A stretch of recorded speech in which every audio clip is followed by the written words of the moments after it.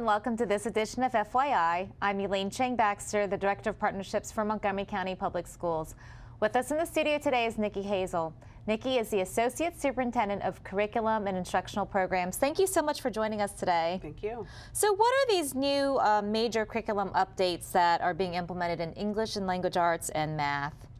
Okay, well, this is our first year of curriculum implementation of our English Language Arts and Mathematics curriculum at the elementary and middle school levels. And so over the next 2 to 3 years, we will be rolling out new curriculum in literacy for elementary schools, and the product is called Benchmark Advanced. And in middle school, it is called Study Sync. And then for mathematics, at the elementary school level, it is Eureka Math. And at the middle school level, it is LearnZillion. And so we'll be rolling out new curriculum in all of our schools. We started this first year with about 40 schools in literacy at the elementary level and about the same in mathematics, and about 20 schools in middle school. What are the benefits of this new curriculum and why the change? So the big change, I'll answer that question first. The big change really came about over the last couple of years. We had a curriculum audit, and the audit found that MCPS really should move in the direction of purchasing curriculum that was more aligned to the Maryland College and Career Readiness Standards. Some people know it as the Common Core State Standards, but that's the new name. And many people often ask us, why did we even need to begin looking at a new curriculum in the first place? And it's important to note that with our Board of Education, their policy is that we review curriculum every 5 years. And so with this review, we found that we really needed to move in the direction of purchasing something that was more aligned. The benefits of the new resources really are that from the teacher perspective, all of the resources and materials are there available for them, so they don't need to go looking for other resources online or creating their own resources. And for our students, we have more updated materials, more updated textbooks and resources, and then we have a nice online platform for our students as well. Great. You had mentioned that some schools are piloting them right now, so if a school's piloting the English one, would they also be piloting math, or might they be different schools? In the middle school, many of the schools are doing both at the same time, since those teachers are different. But at the elementary school level, they are usually just doing one resource at a time. There are a couple of elementary schools that are doing both, but they have unique circumstances. Okay, great. So what is the status of the implementation? So far the implementation is going really well. We are finishing up our second marking period of implementation.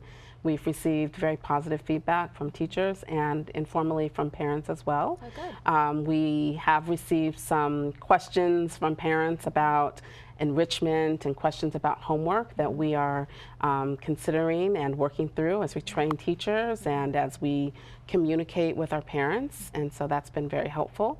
We will provide a more formal parent survey in the third marking period, at the end of the third marking period, to get their feedback about how implementation has gone. But so far, we're very pleased. Teachers feel really excited to have materials.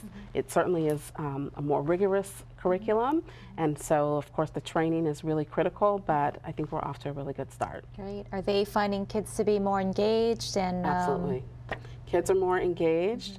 I think the texts are certainly more engaging. The students say that they see themselves in the text in terms of the level of diversity that we've selected, and so we're really excited about where we're headed. Oh, that's exciting.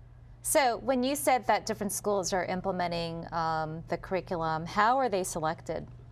We ask schools to really think about the needs of their school based on student data, based on the skills of their staff, to talk with their staff, to talk with the parent community, and make a decision as a community about where they should begin, either in math or literacy, or whether or not they should wait a year and roll out in the second year.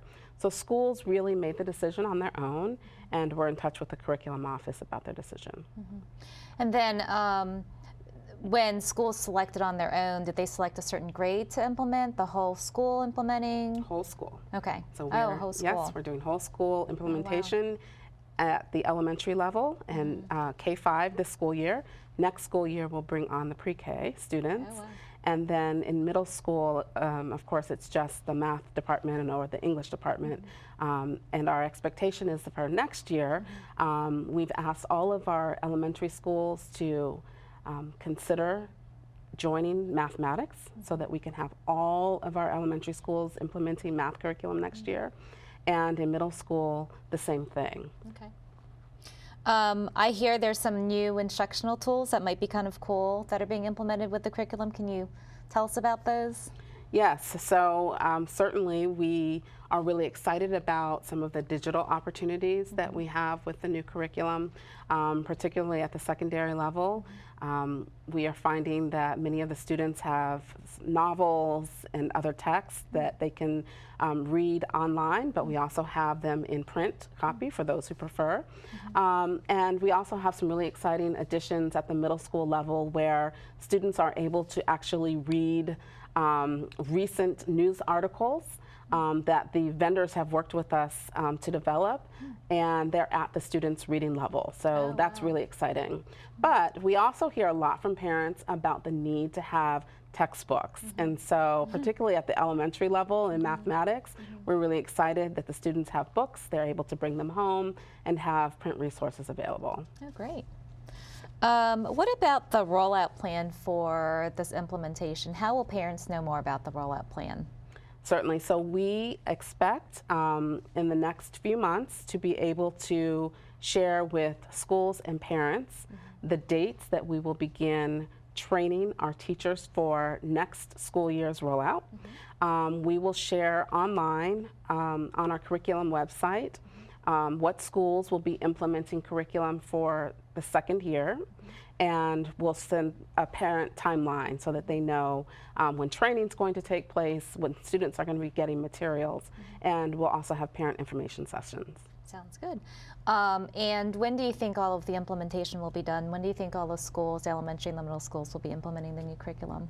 Our goal is to have all schools on board with all of our resources in 2021, 2022. So not next school year, but the following year. Wonderful. Well, thank you. And so anybody watching this show, again, if they want to learn more, we're going to have some information on the website, and then the communications team will get information out to our community. Yeah, thank you. Okay. Well, thank you so much for being on the show. This was so informative. Thank you. And thank you for watching. I'm Elaine Chang Baxter, the Director of Partnerships. Join us next time on FYI.